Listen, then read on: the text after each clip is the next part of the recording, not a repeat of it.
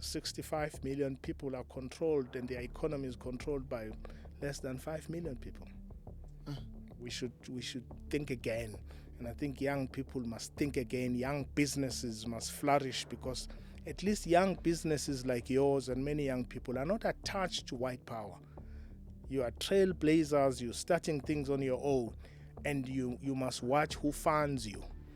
I tend to speak my mind because I don't care what happens. I'm not indebted to anybody. When I starve, I believe that it's better to starve than to eat in shame. None of us will be free until all of us are free. With Zuma, it was probably the best client I've ever had, just as a personality. Of course, people don't like it when you are advocating for those they don't like. But that's the nature of human beings. I've just learned that South Africans don't like justice the way they say. I would like a revolution that is not just political party-led, but is about South Africans, young people. I'm so sad that young people have become cowards.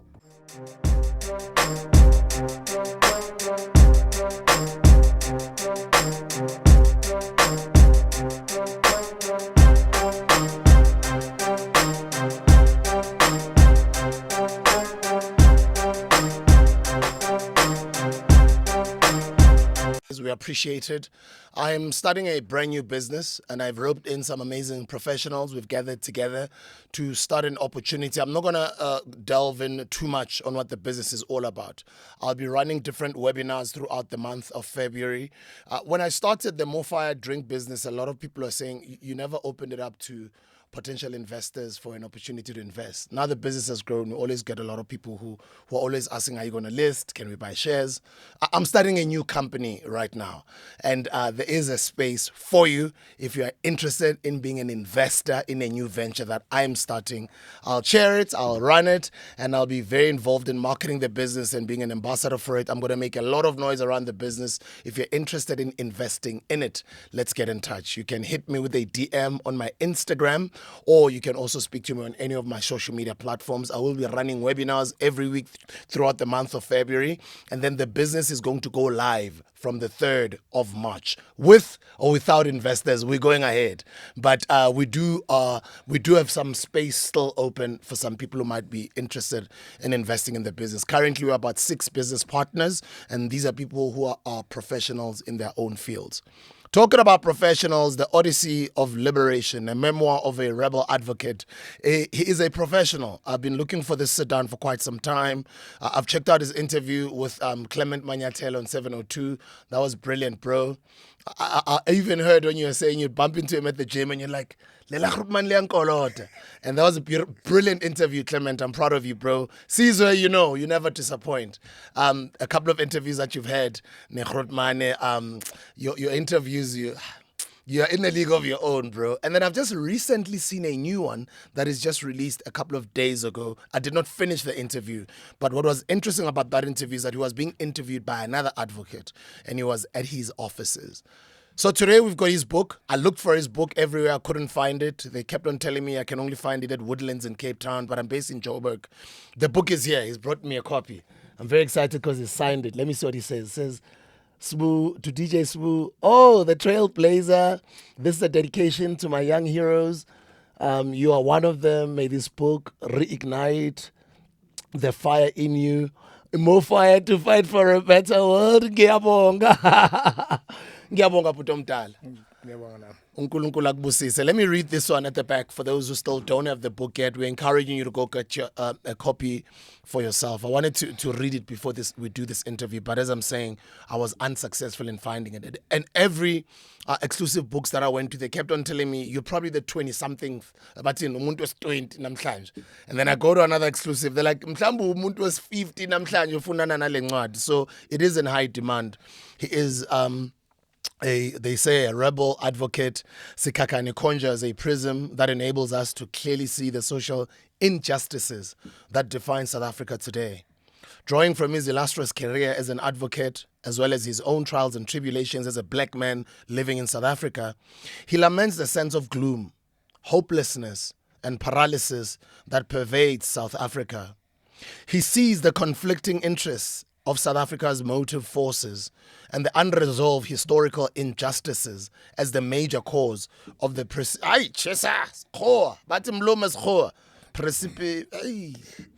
upon which South Africa finds itself.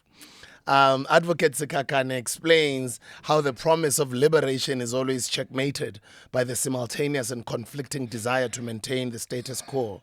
The objective is not to temper too much with white privilege and the interests of white capital, he explains. The author fervently condemns the pervasive grip of white power, the shattered promise of liberation, and the insidious narratives that vilify the oppressed, while absolving the true perpetrators of injustice. This book is rooted in activism-inspired philosophy. It is both enlightening and inspirational. Advocate SIKHAKHANE's journey is enthralling. It offers a plethora of learning points. It should be read by all who love South Africa and those who seek to understand the power play in modern Africa. The Rebel Advocate. Welcome to the show. Ngiyabonga. Thank you. Ngiyabonga Bhuti Omdala, ngicela ukuqala nge-current affairs. I want us to talk about more about the book, and we're on an inspirational platform, but kuyathusa okwenzakalayo lapha in Congo. It's been going on for quite some time, but it's starting to gain more and more attention. Yeah. We've sent in some soldiers. Sadly, 13 of our soldiers have passed. May their souls rest in peace. Your take? Yeah, I think the situation in Congo is about this old problem in Africa called ethnicity. That's what it's about. And it's about people who find themselves in a country, but an ethnic group that is regarded as foreign in their own country. So that entire battle is symptomatic of the problem that was imposed on the indigenous inhabitants of Africa, who are divided into ethnic groups, and over time and many years they start believing that they are different. And of course it's mixed up with economic interests of different forces.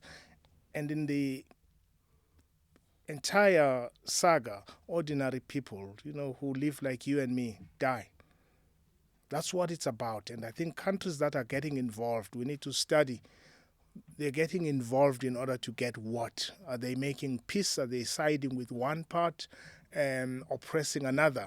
And one ethnic group that is regarded as foreign in their own country simply because they are Tutsi, but are Congolese. And so South Africa needs to understand why it gets involved in that battle and to achieve what, and on whose side do we enter. But ordinary people, ordinary Africans are suffering in the process, and we must get to the root of the problem. I think Thabo Mbeki pinned it right, what it is. I think he understands it better, that it's an ethnic group that is being ignored in their own country. And so we need to take lessons ourselves about our involvement in it, as to we get involved to help who, to do what.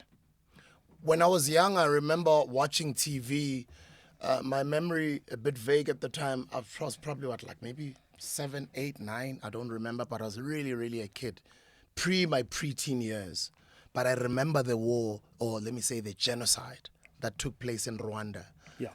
Between the Tutsis and the Hutus. Yeah. A lot of people died there. Absolutely. We hear Ubab Kagame. I don't know what their interests are as Rwanda and what's going on in Congo. Rwanda has done incredibly well over the years, since then up until now. Those who've been to Rwanda, I haven't been. I've never been. Yeah. But because I'm in the entrepreneurship space, a lot of entrepreneurs, they speak highly of what Rwanda has become, and the opportunities that are there, especially even in the tech space, etc. So my question to you would be, thank you, bro, appreciate it. Siyabonga. Siyabonga. Imofa sengathi furniture ungayinaki Ungayinaki. Yeah. Uzayithenga manje. Siyabonga. All right.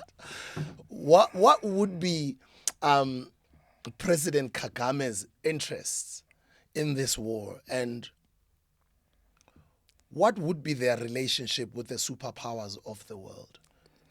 Yeah, let's start with what is the interest of Rwanda, or Kagame, in that area, and let me explain it without judging anybody, because is that the ethnic group that I'm talking about, that is an ethnic group of Congolese people, but are seen as Tutsi Congolese, right?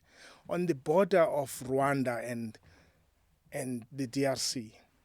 So this battle is the same as what you see in Ukraine, where Russia gets involved because Ukraine has people who are Russian, and those people are not treated well by the Ukrainian government. And so Paul Kagame, who's Tutsi, but it's a peaceful country now, they see Tutsis who are Congolese treated badly. And I think their interest, coupled with other political or economic interests, I don't know, is to see people who are Tutsi treated badly in their own country, which is Congo, because they are Tutsi. And so it's like us here, if we treated people who live in Northwest badly because they are Tswana, and Botswana says, but you can't do that to them. Although they are South Africans, we treat them badly because they are Botswana people. That's the situation there, and that's why Rwanda sees those Congolese who they think they see them as suffering as Tutsis who are being affected, and the government administratively, at least as far as they see, does not take care of those people simply because they are of a particular ethnic group. They see them as foreign, even though they are not. So it's that thing. It's like us treating people in Bushbuck region, say most of them originally are from Mozambique, but they are South Africans. And Mozambique then tries to say, but you can't. So that battle is a very interesting battle to study, because it's also a country where they are in, that area is an area with so much minerals.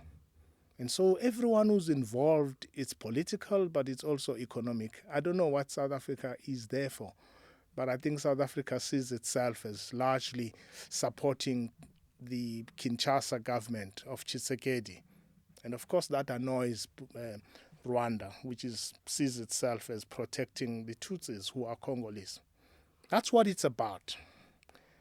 What does that put the international community that is interested in continuing to keep on taking those minerals? I mean, there's cobalt in there. Yeah. There's lots of gold in Congo.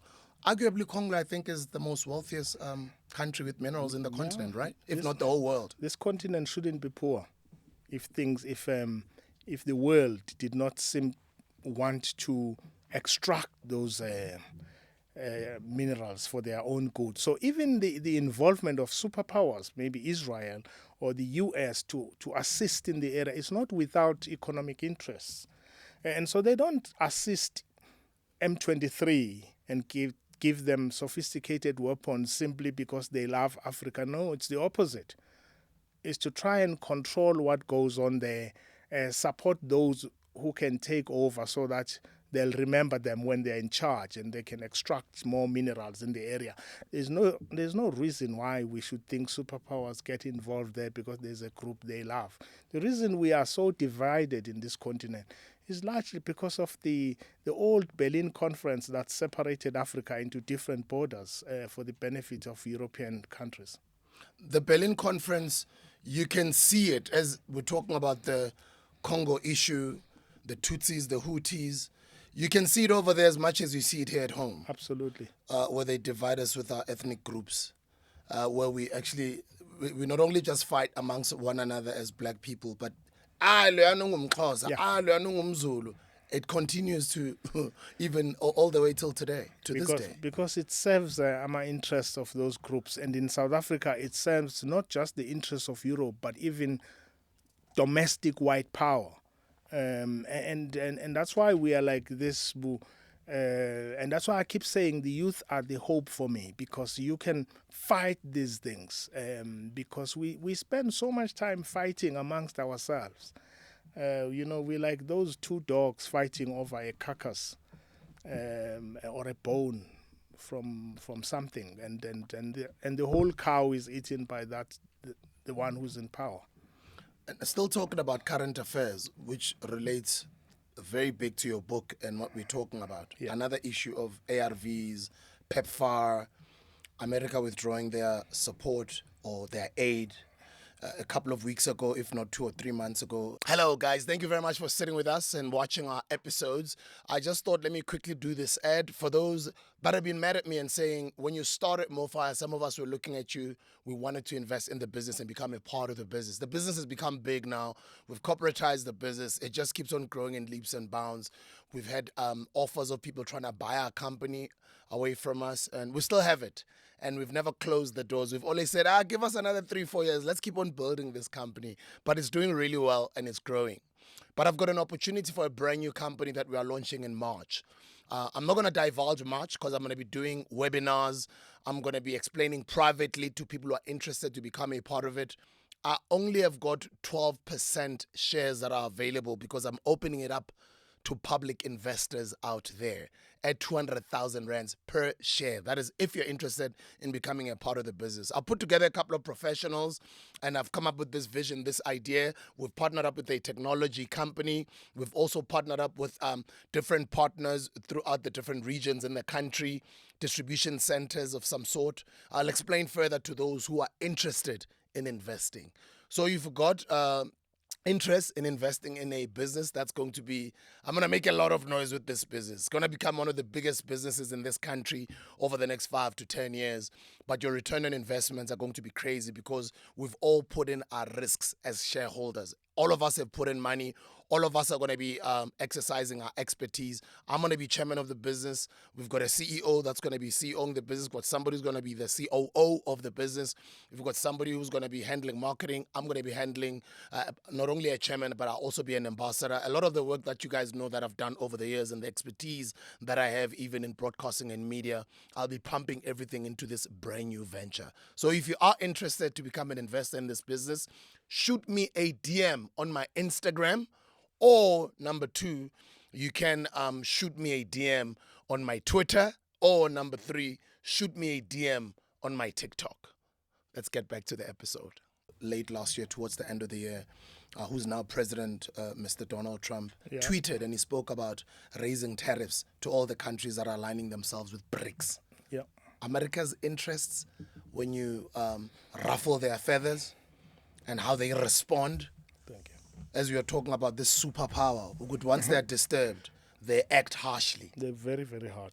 It's because they don't interact with former colonial subjects out of love. From day one, I mean, their relationship with the continent is always about turning one state against the other.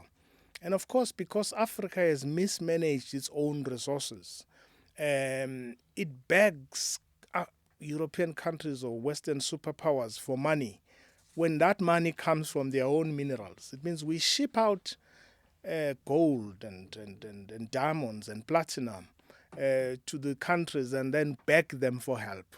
And what it teaches us as a lesson, and I think for many young people and for our business people, to be sharper about how we cooperate in businesses and own our minds so that we do not have to buy expensive things from the US when actually they originate from this continent. We've mismanaged not just our wealth, we've mismanaged governance, we've mismanaged our education system. And so what the US is doing about PEPFAR is exactly showing us the finger, literally, to say, well, you can't manage your affairs, you can't manage your finances. We've got your gold and your platinum, and we've got the money, but you'll do as we like. And if we don't toe the line, we will pull back our help. And we need to start surviving and without begging anybody. Same within a smaller way. Africans, black people must cooperate. We can't spend our lives begging white businesses for survival. I'm sure you realize when you're in Tembisa or Soweto, people are desperate, right? But they're desperate because we are unable to cooperate and use our numbers.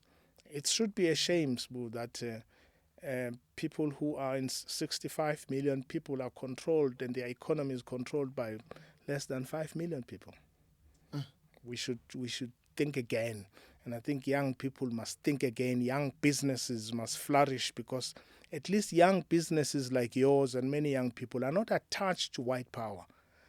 You are trailblazers, you're starting things on your own, and you must watch who funds you so that you're not indebted to powers that will force you to betray your own people. If I'm doing my first year at varsity now, watching this interview, I'm probably in matric as a young person, and you're speaking directly to me. You even wrote it in this message that you sent to me, and you even just said it. How do I own my mind? Yeah, it needs honesty. You've just pinned it right. You've actually coined the phrase no one has thought about, owning your mind. Because once you give away your mind, which is what collectively Africans have done, we live at our own expense. It means we live to appease and please a race that's just not like us. So for me, to young people, it's unlike us and other older people, you have the chance to own your mind and confront the fears that you have and let's call it the inferiority that is passed down from generation to generation. We've got to cut it. It's like poverty. It's like a chain of poverty. Somebody, and I think it's the youth now, somebody must break that chain. And I think my message to a young university student or anybody, it doesn't have to be a student. My book, I'm so touched when I wrote this book not just for young people. I wanted to see whether you can write a message that is complex about decoloniality to an ordinary person and to an academic, an intellectual, a judge. And I'm very happy I see my book being read by a judge or a professor, but I've also seen my book bought by a petrol attendant, a security guard, a waitress. And for me, that's what we need to do, is that our people are not stupid. We just don't want to speak to them and we ignore them. And so I think young people must start creating a distance between themselves and slavery and enslavement of the mind in what businesses they start. A lot of the oldies we respect as business people who had shops when we grew up. Okay, you're much younger than me, but all of those people, you study the model of their business, and you'll find that 80% of that business of a man we respect is owned by white people in Norwood or Houghton. And so young people must begin to start businesses that are theirs so that they can use them to empower their own people. But also, as you say, to own your mind, own your resources, own your money, and you don't have to beg anybody. What you're talking about brings me to what I've seen on some of your interviews when you do say, in your young 20s, the relationship that you had with the late great Ntate Steve Hani. He said to you, be independent. Yeah. Chris advised me that, don't, because we were activists, we're looking forward to a new government. And I think he had seen a lot, and he said, it's good, but you don't know what people become when they become a government, when they are in power. They get corrupt, and power corrupts,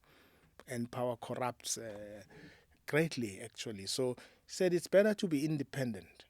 And so I tend to speak my mind because I don't care what happens. I'm not indebted to anybody.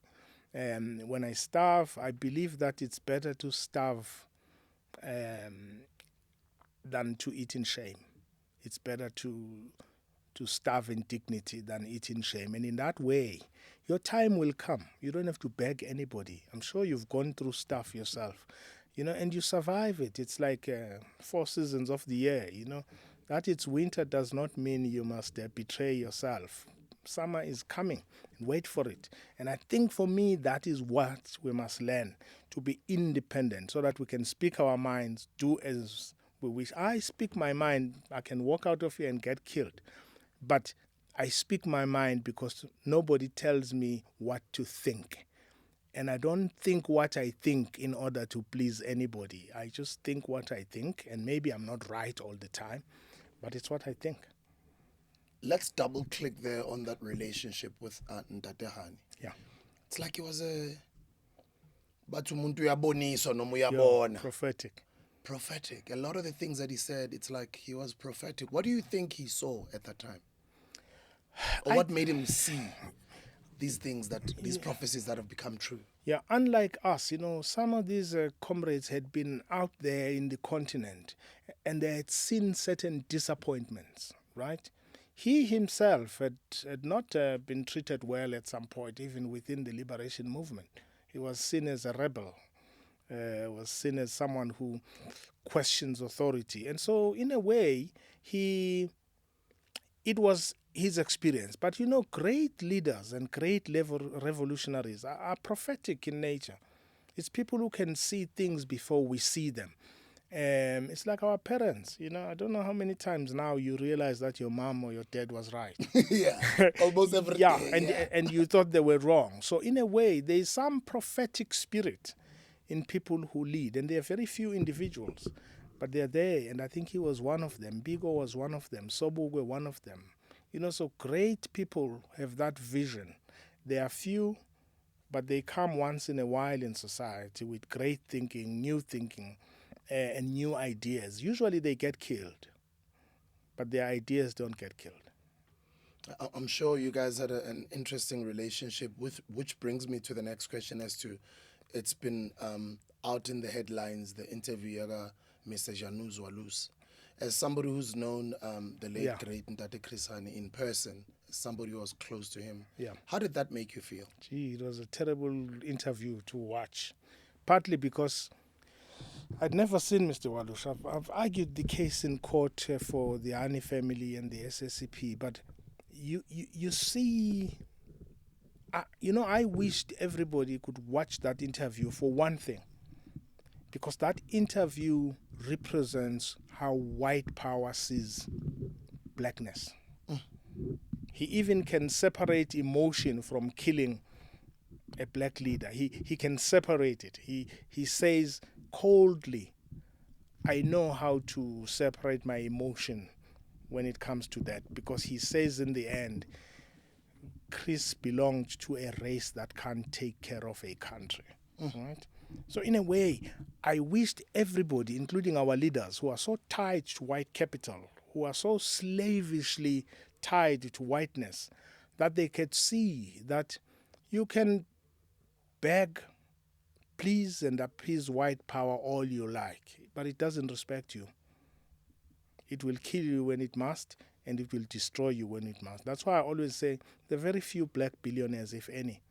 It's people tied to white billionaires who are hiding behind the scenes that have created a model for them. And that is why, very, very few millionaires in South Africa or billionaires have built a school in Soweto, in Tembisa. They all invest in something that's so obscure, and you wonder why. I think it's because most people we think are rich are poster boys for people who are hiding behind them. Otherwise, Pace College in Jablani would be up there. If you look at people who are millionaires who are black, it's because it's not their money. And I don't think they invest in things that they choose to invest in. Somebody else decides where they invest. I mean, I like football, but how is it that black billionaires that we've had have always invested in football, not in education?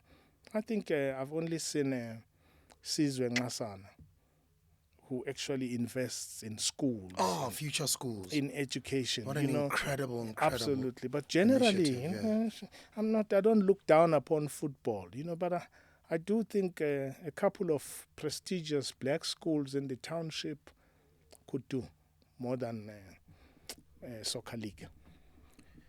Jaluz Waluz also mentioned something that got the country talking, that another person that you've worked with closely, you've represented him, Ubaba, former President Mr. Jacob Zuma, at some point visited Clive Derby Lewis just after the passing of Chris Hani. Your thoughts? Yeah, I don't know. I mean, I suppose, presidents have secrets and people they meet and you don't know why. I suppose I'm hoping that one day, if it's not whatever discussion they were having, it was not a secret, state secret, one day he'll share it with the nation, because if he doesn't, it keeps people speculating, But I do accept that presidents have met all sorts of people And sometimes when they tell you why they were meeting those people, you would be shocked. So I don't know. I hope one day he'll take us into his confidence and just say, unless it's a state secret, what it was about. But it's quite tricky. Yeah, and I always, when I'm analyzing something to do with Chris, try to keep a distance because I'm not objective. Yeah. How did you meet him? I used to be in the underground in Soweto, MK underground, as an activist, and he was in charge of a unit. I had never met him. He knew Chris was very good with names and people. When he came back into the country, he knew us by name, and he hadn't met us. And so he was very good with names. And I, when we met him as the unit that he used to be in charge of, that was in Soweto, he went through comrades that knew him. I mean, I met him twice. I was introduced to him then, and then he introduced me to Tokyo. So I met him through that unit. But because I was more active in the South African Communist Party as a young activist in Soweto, in the Soweto Youth Congress, in teacher politics, so I met him. And I think we were the same. Some people say we look the same, but we actually do. And a lot of people thought he was my brother, but we just clicked. I think we were both very critical of the negotiations. I've never believed the version of South Africa's negotiated settlement would bring freedom. And I shared that perspective with him. And I think as much as he accepted what the leaders were doing, he was very critical of the prospects of a negotiated settlement with white power that was in control of all the resources. And I think that kind of pessimism about the route we were taking brought us together to talk more, to meet more. And I think he liked my, let's call it, reckless young ideas at the time. And I liked he was just a deep intellectual. I think people who didn't meet Chris missed a mind that was more than what was presented to it. A man of literature, a man who studied Latin, who understood Africa as a continent. And his mind was just brilliant, I think, coupled with radicalism. Sometimes the media presents to us that to be radical, you must be reckless and foolish. But that's not, Chris was radical, extremely radical. Yeah, in fact, proper intellectuals like Chris and Bigo and Fanon, these were radicals but highly intelligent people. And I think Chris was in that mold, if not more. 2 questions. I'll ask one and then a follow-up question. Sure. If he was alive, do you think he would have become a South African president? Follow-up question would be, where would he be if he was alive today?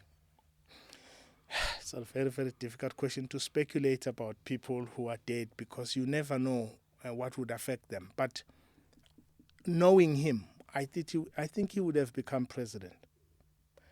Partly because I think he balanced his intellect with this appeal to ordinary people. Chris could speak to a petrol attendant and still speak to Oppenheimer and a university professor, and that skill is rare. So in a way, I think he would have appealed more to ordinary people and would have swayed them in a direction that others thought would be too revolutionary, but that's what we needed. So I think he would have been president. And where the right wing was right is to target him, because I think they could see. One thing our enemies of African people have been good at is to target people who would change the course of history. Sankara, Patrice Lumumba, Steve Biko, Malcolm X, and all of those people they killed. They targeted people who would have changed the course of history. I think Chris would have changed the course of history and how we see our freedom. I think he would have made us, we would have taken bolder steps, I think, rather than to live our lives appeasing the very powers that oppressed us. You know both of them. What would you say are the similarities or common things that you can sort of point out between Obab Chris and Baba Umsholozi? I think it's their appeal to ordinary people. It's that connection. And unfortunately, the connection to ordinary people, when you have that appeal, those who don't have it hate you greatly. And so as a result, I mean, I always say with Zuma, Zuma attracts irrationality. Have you never seen that people who hate him are irrational? He could actually wake up and tell them the sky is blue. They will say, no, it's red. It's people like that. It's a God-given thing in them. I'm not saying they are blameless. They make mistakes like you and me. And so both of them have similarities in just their appeal to ordinary people. And secondly, what I've learned, and it's what I try to do in this book, is how both of them can reduce a very complex subject like decoloniality or Marxism into something they can talk about with an ordinary person, and that ordinary person would understand it. If you ask Zuma to tell you about Marxism, he's not going to tell you about capital and labor. He's going to explain it in such a way that Umama Wamashu can follow what a socialist arrangement is. So that, I think, is their strength. But unfortunately, throughout history, people with that inborn, godly given connection, also, because the devil is human, get hated by those who don't have that talent and get hated greatly. And that is why most of those people get killed or ostracized or persecuted. What do we learn from these two leaders? Well, I think we learn that in the struggle and in leading people for liberation, to be liberated, they are important, not we. Those people are important. Those ordinary people are important, not our positions, and not big business, and not the big leaders we meet. But I think the success of this country will come if God blesses us with another leader like that we haven't had. Someone who can connect with ordinary people and can command such respect that even those who don't like us cannot oppress us in his or her presence.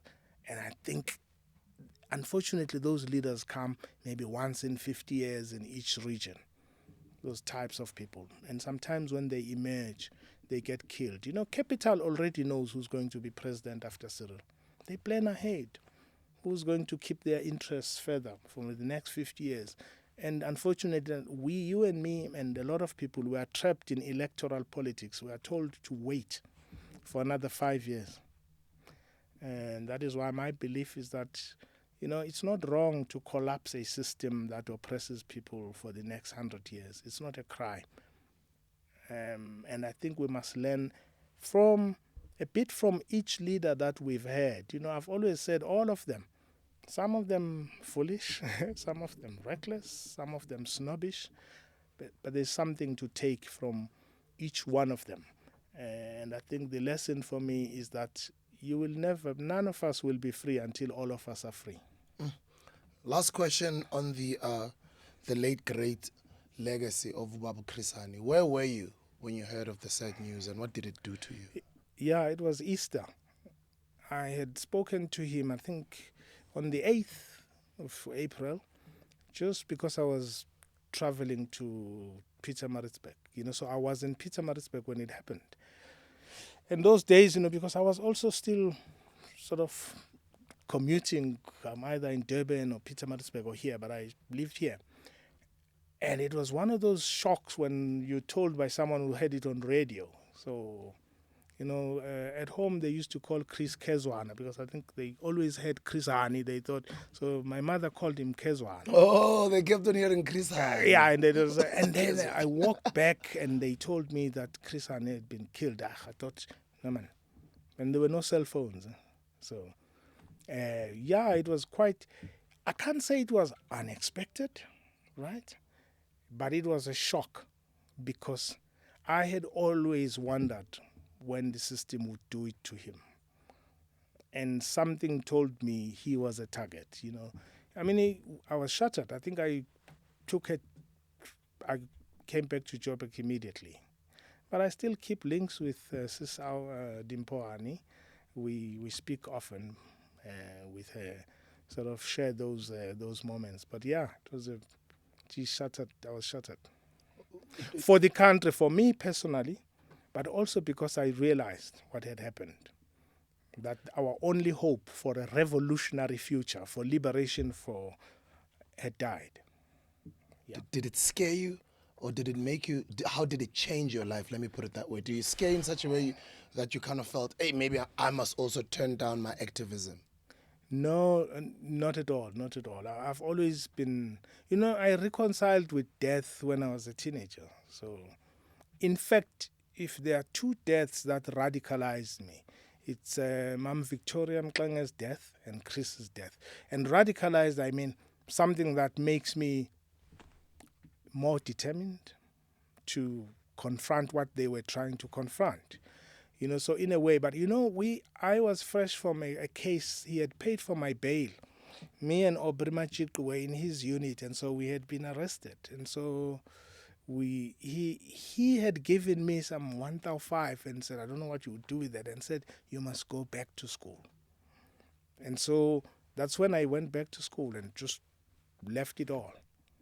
And because he had said, when someone is dead, you also respect their word more. And so I thought carefully about what he said, and I did it. You also talk about, still talking about death. Yeah. You also talk about a situation where a group of individuals wanted to kill you. Yeah. And I know you've touched on it on a couple of interviews during your activism. Now we are going back to your youth, things that you write in this book, and how you came up to become this incredible human being that you are today, that we could have easily not have had you. Yeah, I've had many brushes with death, just many. I think from the age of 19, because I was a teenage activist. So in a way, we had very twisted ambitions when those of us who were activists. I didn't think we would be anything. I didn't think there would be freedom in my lifetime. So there were two ambitions one had was, I'll end up in jail or I'll be killed, right? I preferred the latter because I always imagined that, the day I'm killed, and I imagined that I would be in combat with apartheid police, and I would kill some of them, and they would kill me. But eventually, that funeral would provoke freedom to happen that day. I mean, that's how crazy my ambition was, right? But that kind of brush with death for me, I mean, I was a teacher at some point. When I was 20, I was already a school teacher.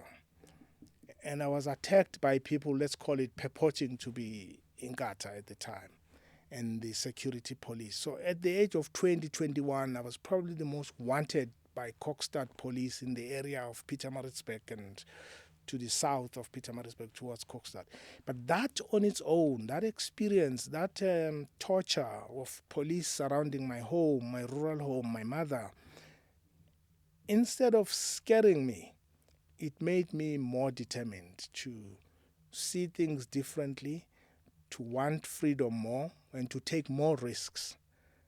So unlike many people, when they face risks, they retreat. I'm wired differently. When I face risks, I confront them. And even now, I get threats. And the more I get worried when I don't have threats. I get threats for my views, and the following day I want to write something that is more radical. Because I think we've been oppressed and colonized, because every time those who are powerful show us their hand, we retreat. Every time they threaten me, I betray you. Every time they show me money or resources, I betray the next black person. And so I try to live my life offending power, white power in particular, colonial power. So I live my life trying to offend it, to confront its pervasive ideas that we are inferior. And that's what I've done. That's what I was teaching my students when I was a teacher and a lecturer and then an advocate. Still in your youth, in your younger years, what conscientized you? Because you could have been something else, but what is it that said, become a, lack of a better word at the time, comrade? Yeah. It comes, you will see it in my book. A lot of people think maybe I'm just contrarian, right? Even when I was 10, because I'm Catholic, even when I was 10 or 9, the idea of a white priest in our church intrigued me. The idea of a white farmer. We lived in places that we shared with donkeys and goats. But we were told that just up the hill, this is where our flat land owned by one farmer, and we were moved, our ancestors were moved to unproductive land. And this is the story of South Africa everywhere, if you go to the rural areas. The flat productive land is owned by 1 or 2 farmers. And the community that works, gives them cheap labor, is in unproductive land where donkeys and goats dwell. And so that for me, and then in the church, I would sit in the church as a 10-year-old, and we were told, I'm sure you had your jacket, and you look nice when you went to church, didn't Yes, you? sir. And then I would see that white kids from farmers would walk in dirty from anywhere, and maybe 8 of them, and they would queue. They would form their own queue, and while a lot of us black people would be queuing on the side, and that bothered me even as a 10-year-old. So I used to be snatched, crossing to that, just to provoke them, because the priest would stop giving Holy Communion to a long line of congregants, black congregants, to serve 8 or 5 white farmers and their children. And for me, and then to watch old men, my father included, work for white people who didn't respect them. So I've always been intrigued by the fact that this is our country, it's our continent, but the person who has power intellectually, who has power in terms of, politically, who has resources, is a person I regarded as a foreigner. And that intrigued me. And I think originally I was anti-black as a young person, seeing those things. My activism has its origins in what I see formally later as black consciousness. But for me, it was intrigued by that, but also because I come from a family that is very Christian and has never encouraged, discouraged me from fighting this. My mother never, she was scared I would be killed, but liked the idea that I challenged injustice even then. And so in a way, no one at home has ever told me to stop being an activist. Not once.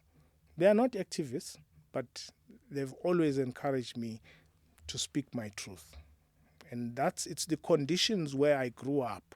I grew up in an area that you don't know, no one knows, because it's so remote and poor that if I told you that that's where I grew up, you would think I'm joking.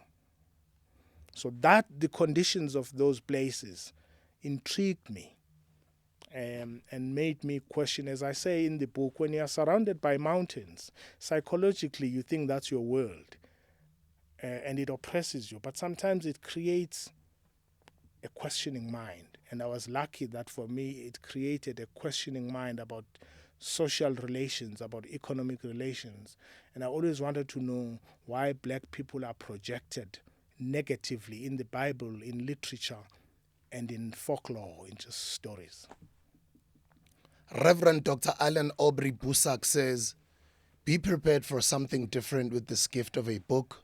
Advocate Moses Kakane's story is an open invitation to join him on a journey that in the course of his telling becomes our journey.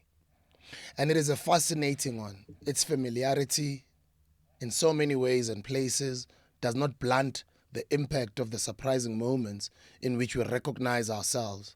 Yet it opens our eyes to new perspectives, unexplored ways of understanding, and unexpected paths to personal enrichment. This book does not float on the still through only superficially calm waters of self-satisfaction and self-delusion. Advocate SIKHAKHANE is clear. Every facet of post-apartheid bears witness to apartheid's insidious legacy. He insists on the truth of Bantu Biko's immortal observation. The strongest ally of the oppressor is the mind of the oppressed. Hence he is wrestling with colonialism, coloniality, and decoloniality. especially in the legal profession, where his critique is not only brutally honest, but resonates with truth and experiential validation. Here, the reader will not only discover the value of this book, but also the character of the man. Why law? I don't know what I wanted to become. I told you that I wanted to die and have a good big funeral, which would be the beginning of freedom. But when it comes to careers, I wanted to be a priest, as you will see in the book. Not a priest because I wanted peace, just to do nothing. Because I think colonialism or coloniality, when it comes to the mind, was preached from the school, from the community, and from the pulpit. And I believe that it's easy to oppress people who are spiritually vacuous. It means you take their spirit first. You make them believe they are nothing. They have no connection to a God. Because when people have no connection to spirituality, they are easy to defeat. So I wanted to be a priest. It didn't happen because I went to a college that didn't take Catholics. And then I became a teacher. And of course, I always wanted to do a job where I advocate for something. And so I became a teacher, a lecturer, and eventually, by some accident, I had studied an LLB. But my master's is in political science. But I did law as well. And so I became an advocate because I had a very naive belief that advocates generally and judges at that level are people with an obsession for justice. And so I saw advocacy as a way of advocating for the underdog. Everyone who needs an advocate is in trouble. It's like a mortuary. Everyone who goes there has a corpse. So everyone who walks into our chambers actually has a problem. It's like doctors. Of course, people don't like it when you are advocating for those they don't like. But that's the nature of human beings. I've just learned that South Africans don't like justice the way they say, because they actually don't believe in it. And so I wanted to be an advocate, and it's a job I've been doing for too long, because I'm able to argue for justice, not successfully all the time, but I'm able. For me, victory in court is not important. What's important is, have I been able to make people understand the injustice that my client is facing? I don't care what the judge makes in the end. Of course, I'm pleased if the judge agrees with me. But I'm also pleased when I'm able to shine a light on injustice, for people to see injustice. Because I believe justice is not the exclusive preserve of people we like. It's everybody deserves it. Doesn't matter what their class, their gender, and where they come from. Unfortunately, with most people, justice is for people they like. And I try to. That's why I've represented a lot of people, including people who hate me for representing another. If I told you who I've represented that you people don't know, some of the people who are my worst critics for representing Zuma are people I've represented themselves or their children when they're in trouble. But it's so for me, being an advocate has given me that opportunity to argue for justice in a place that matters, the court. Your current case, it's also been trending. Yeah. Judge Mbenenge. Yeah, I can't talk about that one because it's not been finished. Yeah. But it has had its own. While I'm doing it, I get insulted by all sorts of people who believe they know what's happening. But that's just the nature of cases. People who criticize a lawyer. That if their son was accused of rape tomorrow, they'll phone us. So each one person tends not to like justice when they don't need it. But the following day, they'll phone. Even the people who are criticizing me for cross-examination or anything, I tell you now, if their son was accused of rape tomorrow, they'll need a lawyer. Their entire political correctness will evaporate. They will want justice for their son or their sister. So it's that kind of what I call in the book towards the end, that South Africa's first language is double standards. We have double standards about things that matter. We are partisan about things that matter. And so it's something we need to learn to be more, what can I say, compassionate towards others. It doesn't matter what they are. We tend to judge people who are like us, but they've just been caught. Everybody who judges people, most of them do the same thing, but we judge those who've been caught. The old story of Jesus telling, "He who has no sin cast the first stone." It repeats itself in history throughout. The foreword, as I did say earlier, is done by Reverend Dr. Allen Aubrey Busak. Part 1 of the book says, the early years, burying my navel, bearing my cross. Every door has its own key. 1984. Out to reserve the miseducation of the black child. My life under threat. And then part 2, defining moments. Homeless in the streets of Johannesburg. My second coming. Student politics. Becoming an advocate. Controversial cases and their lessons. A sad judicial comedy of errors. Angels with horns and devils with halos. Part 3. Trials and tribulations. Zuma, the man you thought you knew. Personal complexities and hardships. President Zuma and the ANC's 54th National Conference. Taking the bull by the horns. President Zuma and the State Capture Commission. The dramatic walkout. Double standard. South Africa's first political language. COVID-19. Or poison. Or both. From the frying pan straight into the fire. Resigning from the Zuma cases. Attempts to disbar me. The super spy and his country. Part 4. Political perspectives. The new South Africa under siege from its inception. Cash in the cushions. The Phala Phala saga. Flying below the radar. Lessons learned. And the formation of Pabasa. Which came for you, right? Yes. You mean the? Pabasa. Pabasa is the bar. Oh, it's the bar. But there's a Pan-African Black Bar Lawyers Association. Association.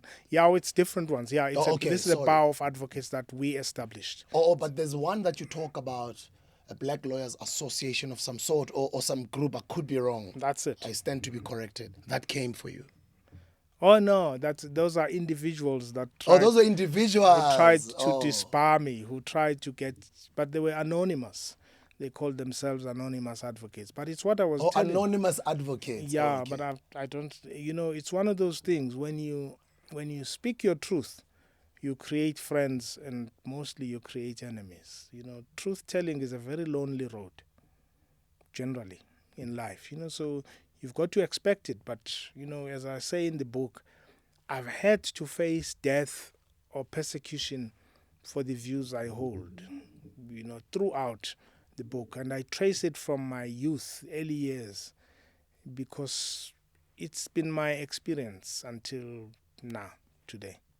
Why did you resign from the President Zuma cases? You must read the book.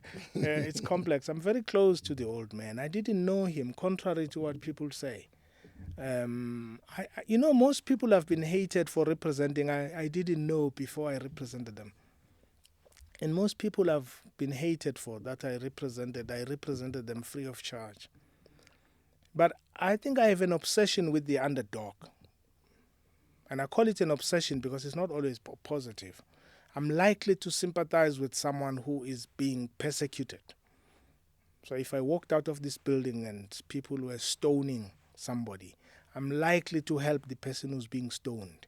Even if I don't know, maybe he has done something wrong. So it's an obsession of mine. So with Zuma, it was probably the best client I've ever had, just as a personality.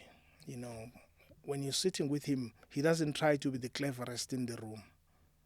And I know people hate him, and then of course they must if he has offended them. But eventually these cases get to you, you know? And sometimes it's not your client, as I say in the book. It's just people that surround these enigmas.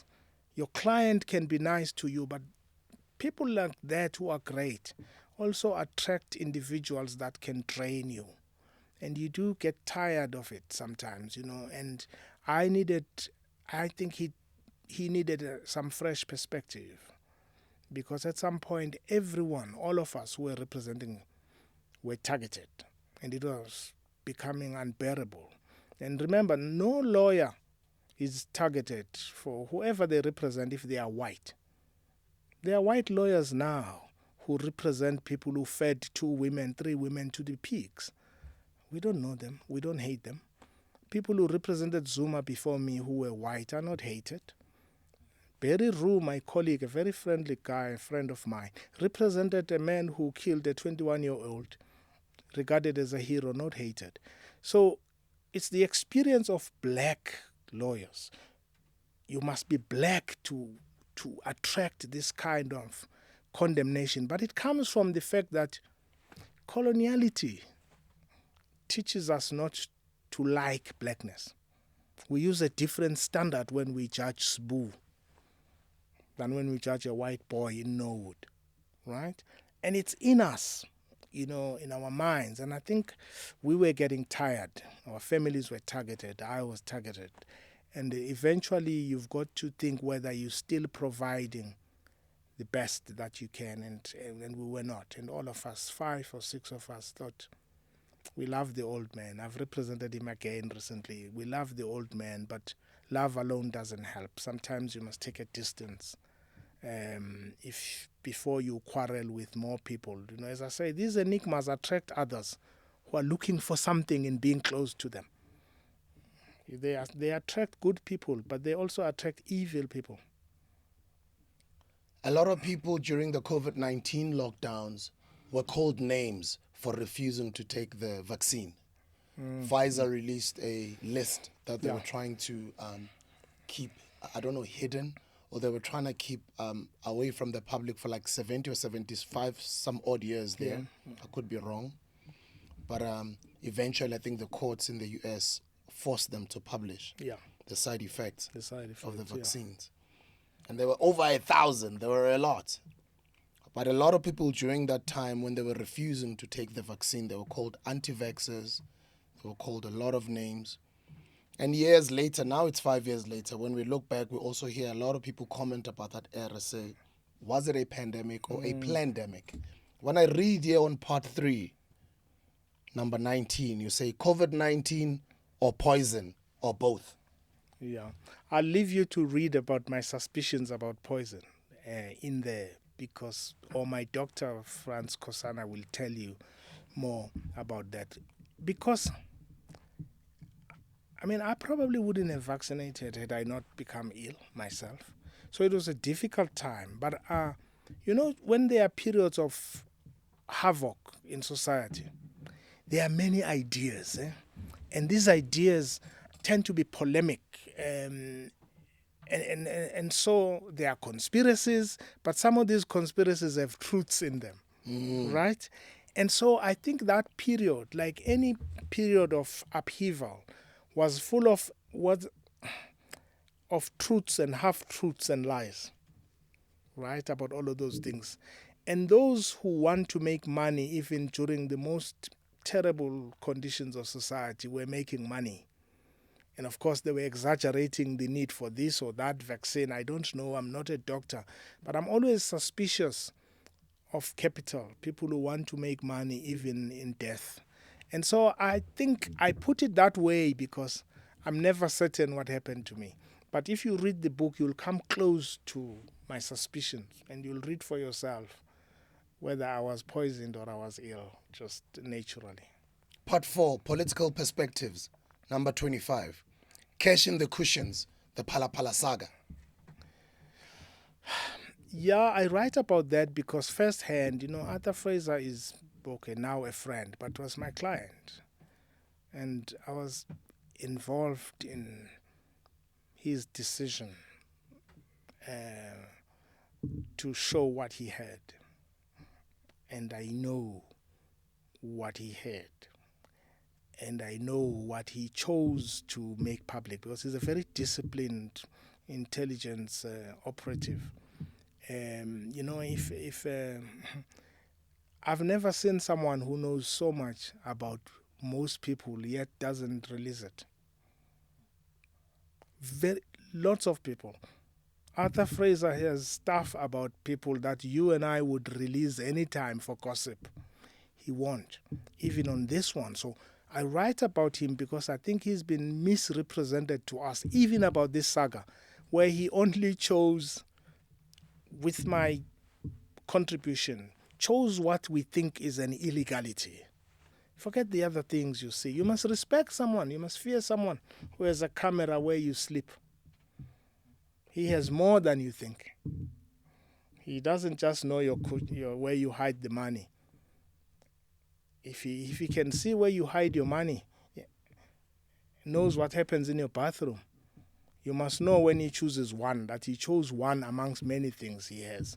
The camera doesn't just catch one thing. So I was very impressed with his discipline. That if people who hated him know what he chose not to disclose, they would be shocked, because most human beings wouldn't. We like gossip. But he was disciplined, and that impresses me. And I think he got a raw deal at the commission.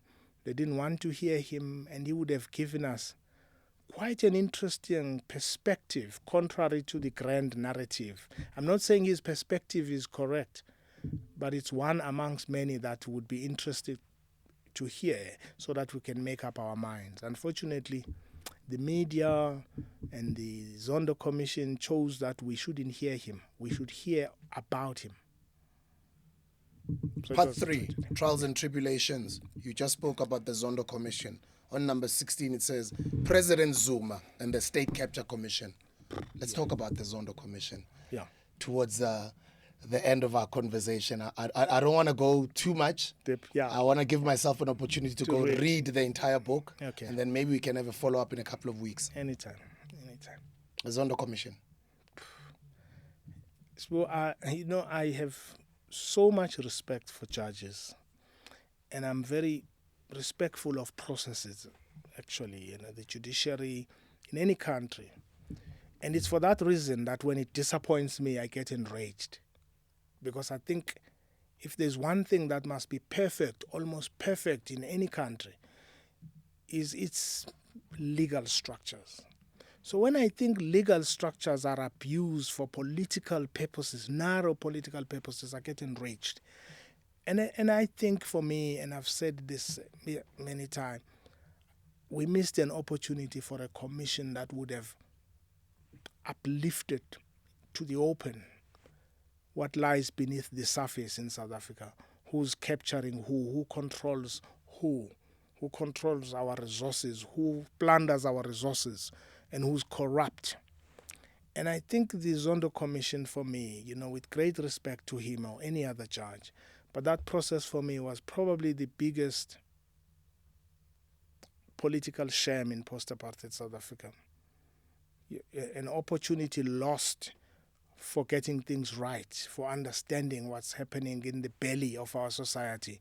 Unfortunately, it was used as a scapegoating session where people went lined up to give sweetheart with testimonies, and others were the devils.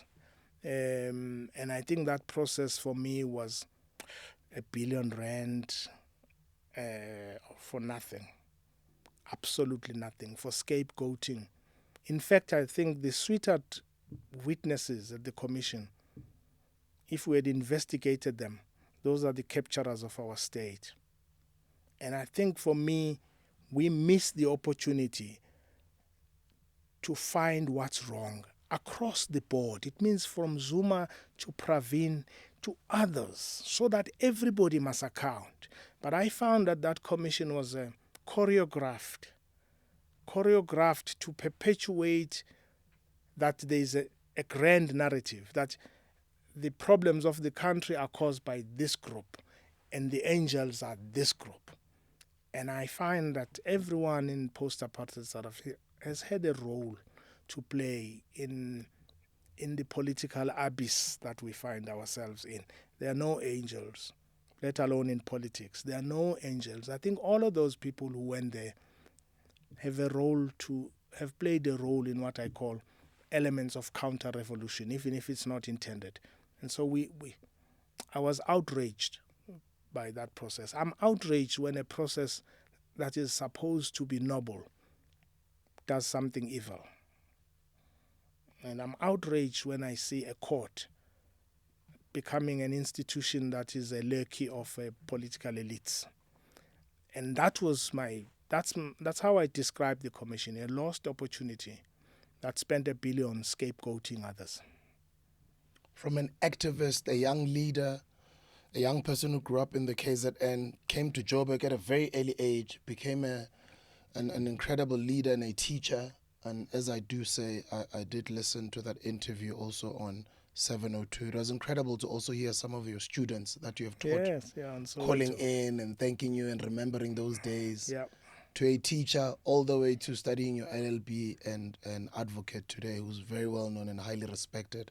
Why didn't you become a politician in your life? I'm sure you've been asked that numerous times. Sure, many times. You know, I don't know even how to tell people that I'm not in any politics. You know, people call me EFF, they call me MK, or that's Zuma's man, all sorts of things. You know, truth cuts across, you know, and I think the best activism for me is trying to delve into truths that are not spoken. And so in a way, I'm not a politician, but I'm very political. Because everything is political. It's political. When you wake up, that toothbrush is political. When you go to bed, that duvet cover and how it's manufactured and produced is political. When you go to church, it's something very political. So when you go to court, it's a political platform to resolve disputes.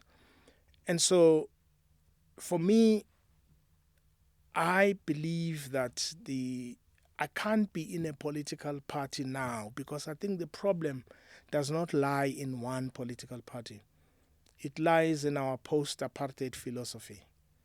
That's completely wrong from the beginning. The entire negotiated process for me was to give us a couple of things there, a house there, a vote. But I don't think it was a transfer of power to the historically colonized people. I've never believed in it. I didn't trust the negotiated process. I've never trusted it. I think it was a way of ensuring the continued survival of white privilege. We were just too euphoric. We were too happy. Our leaders wanted to come out of jail and we were too excited about small things. But I think the big things were not transferred to us. And I wish, and the reason, so as you say, why I'm not in a political party is because I think what is wrong is our philosophical outlook to freedom across the board. And I would like a revolution that is not just political party-led, but is about South Africans, young people. I'm so sad that young people have become cowards and are swimming in apathy. You know, young people, because they're not like us, they don't have bonds. You know, in every society, it's young people that have made us think differently. In South Africa, we don't have that. That courage that we know as a characteristic of young people is gone because we were given things that make us think we're fine. But we're not fine. We're dying a slow death, all of us. And our young people can no longer amass courage to confront society, to confront us, to confront government. It's sad, and I'm trying to teach. You'll see in the epilogue, we need a gathering. We need an assembly of the youth, of people, to talk about what we've become and what we are, or else choose to perish. Do we really have the best constitution in the world?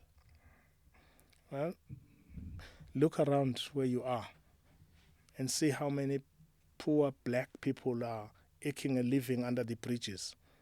And you tell me whether you can call a document the best constitution in the world when the 60% to 65% of the people live in poverty. And who coined this thing in the world in the first place? Best constitution in the world. I challenge you now, Sbu. Check everyone who've said this. It's people who live in comfort, who've coined this term. If it's not white liberals or white law professors, it's black people who live in comfort. Tell 65% and 35 to 40% of unemployed people in South Africa who live in shacks, who go to bed without food. Tell them we have the best constitution in the world. It's a lie. We just have a constitution, which I think is to entrench white privilege and power. It hasn't touched what needs to be changed. People think I'm being ungrateful to the Constitution. It's a great document, but it's just a document and it's dynamic. It must change. For me, whoever coined the term, we have the best constitution in the world, has never slept without food and lives in comfort in a suburb. As we close it up, why must I buy this book, The Odyssey of Liberation, a memoir of a rebel advocate? Well, if I hope in this book I don't come out as a hero, because I was not writing it as a hero in a movie. But I think you must buy it because you may find some understanding of what drives me, because it's what drives you. So I'm writing a story for people who've not been able to write the story. It's not my story. I think it's a story of every black person. They may not have been able to write. I have the privilege of having time to write, maybe the resources to do so. And so buy it because I think you will find that even if you don't agree with me, and you don't have to agree with me, but those are my genuine views about society, about religion, about politics, about the world, about our leaders, about corruption, about white power, about black suffering, about everything that is wrong and everything that is right, but mostly wrong. And maybe in the book, buy it because I don't end it with lamenting what's going on. I try to say, what can we do? And I think you summarized it well, Sbu, when we started. It's the summary of this book. Can we own our minds? Because if we owned our minds, we wouldn't fight amongst each other. Sbu, when I talk about white power now, as we were, the first critic of this interview is black. Because we don't own our minds. Because we live our lives trying to imagine what would white people like me to think or say, and we say that. So in this book, I'm trying to, that's why I say I'm touched when I see a security guard reading my book. Because those are the people that I think feel the pinch about what's wrong in society. And so I want you to read it. Be critical of my views. Don't take them slavishly because they just come from one ordinary person, but it's my perspective. But if one thing you must take is to ignite you, to reignite the fire in you, to want freedom more, to want a better world more, to fight for those around you more, because I believe that each one of us are an extension of God's hand to reach others and to free others. Your last words, and I'm going to say, before we go to the masses, the security guards, the workers, the cleaners, all of us, the rest of us. That's going to be your last message would be to the rest of us. But let's start with your last message to professionals. And I'm going to break professionals into two. The first message is for you to send to those that are doing pupillage, those that want to become, that want a career in the legal fraternity, future lawyers, future SCs, future judges, those that are going to pursue law or that are currently pursuing law in its early stages. Yeah. Knowing what you know now, what do you want to say to those future legal minds? I want them to be critical of the law rather than to slavishly follow what it says. Because what it says, it has its foundations in our in Africa being colonized. I want them to have integrity first and to defy the myth that we are not experts, we are not excellent, because we are. And I want them not to fear questioning the law, because the law is not neutral. And lastly, I want them to know that, justice for its own sake means nothing. There can be no justice without equality. So if you are a lawyer and injustice doesn't bother you, don't become a lawyer. You are as good as a thief taking money from people. If you have no love for justice and you have no understanding that justice without equality is impossible, is a myth. And unfortunately, inequality is a political terrain. And therefore, if you want to represent people to the best of your abilities, you must have an obsession with justice. So those professionals, for me, who want to be in law, they can't be divorced from the problems of society. For young professionals who are in business, it's the same thing. It's not to forget what surrounds you. We don't become business people for its own sake, for wealth accumulation. You know, it must bother you every time you go to Tembisa, what you see, and it must always bother you. And so let's create businesses that will make black people completely self-sufficient to make decisions about their own lives, about their own continent. Because when we are in government, but we are slaves to white power, we betray our people. We get told by people sitting in Stellenbosch what to do, because we are not in control of our minds and we're not in control of our money. We're not in control of a single business. But no business must thrive without having a consciousness about what's happening around it. And what's happening around it is that for centuries, for years, hundreds of years, the black person has been on the receiving end and has been on the margins of economic activity. And we've got to change it. We've got to change it. Every professional. It doesn't matter that they say, oh no, I'm not in politics. You are. You are in politics, whether you like it or not. The toilet seat you're going to use tonight is produced by people who oppress others, who exploit workers. The teaspoon you're going to use for cereals this morning or tomorrow is produced by people who get cheap labor from others, and they tend to be black. And until you are conscious about those things, you're not fit to live. And that's why I say in the book, it's something Martin Luther King Jr. says, if you've not discovered what to die for, you're not fit to live. One question I forgot to ask during our conversation, but we'll double click on it on our next conversation when I've read the book. I wanted to ask you about your opinion of the Roman Dutch law. Does it do black people justice? Yeah, I've heard this. To single out Roman Dutch law itself is unhelpful. I think the entire colonial edifice in the philosophy of how we run countries is problematic. Even the fact that some countries wear wigs and gowns. We've never questioned, why do we wear that gown? So Roman Dutch law is a problem because law has its origins in religion, governance of society, histories of society, and how that society resolved dispute. The question I would leave you with for lawyers and for everybody is, what are the sources of our law and how disputes are resolved? Is it European or African? And how is it that we've completely ignored how African societies resolved disputes between people? And so we need to develop a legal culture that is authentic, that's original, that learns from other countries, but is not a slave to philosophies that are Western in character. I'm not talking about rejectionism. Some people say, so what must we do? Go under a tree?